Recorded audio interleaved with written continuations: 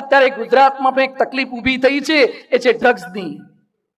Corona દરમિયાન 3000 kilo heroine જપ્ત થયું છે, આપણી સરકારે પકડ્યું છે.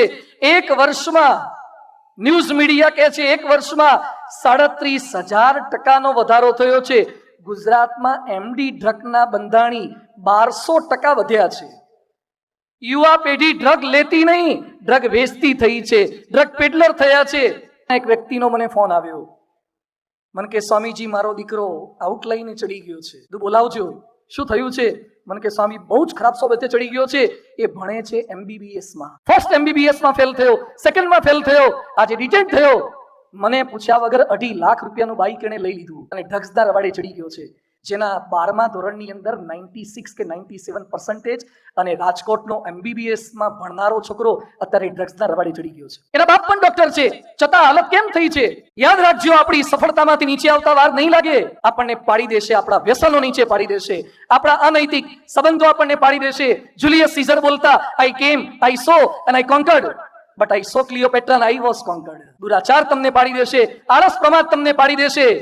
એવા સમયે ફોકસ કરવાનું છે. વિનોદ કાંબલી અને સચિન તેંડુલકર ક્રિકેટમાં સાથે પ્રવેશ કર્યો હતો, પણ સચિન મધ્યાને પહોંચ્યા પછી અસ્ત થયા અને વિનોદ કાંબલી પહેલા અસ્ત થઈ ગયા, કારણ કે થોડાક રોંગ ટ્રેક પર ચડી ગયા. અને અત્યારે સફળતામાંથી પાછા પાડનારું કોઈ પરિબળ હોય તો સોશિયલ મીડિયા ને મોબાઈલ છે, દાટ વાળ્યો છે. ભારે પરિસ્થિતિ. થોડાક દિવસ પહેલા જામનગરથી એક ભાઈ આવ્યા, પહેલા ફોન આવ્યો, પત્ર આવ્યો, મને કે સ્વામી દીકરો આડી લઈને ચડી ગયો છે. લઈ આવ્યા ને મારી પાસે ઓફિસમાં. થોડી ઘણી વાર્તાલાપ મેં જાણ્યું કર્યું. મને કે સ્વામીજી મોબાઈલનો વ્યસની થઈ ગયો છે, દિવસમાં 16 કલાક મોબાઈલ હાથમાં રાખે છે, 16 કલાક. બધું ભણે છે, મને કે છોડી દીધું છે. 10મા મહિના 88% હતા, 88%. 11-12 કોરોનામાં ગયું છે, અત્યારે કશું જ ભણતો નથી. કામ શું કરે? મને કે ખાવાનું, હુવાનું, મોબાઈલ જોવાનું. એના બાપને બ્રાસપાટનો ધંધો છે, આ કશું જ કરતો નથી. એને મારી સામે બેસાડ્યો, એટલે ખુરશીમાં મારી સામે આમ કરીને બેઠો. પછી મેં કીધું આટલા કલાક પછી પહેલું જ વાક્ય શું બોલ્યો?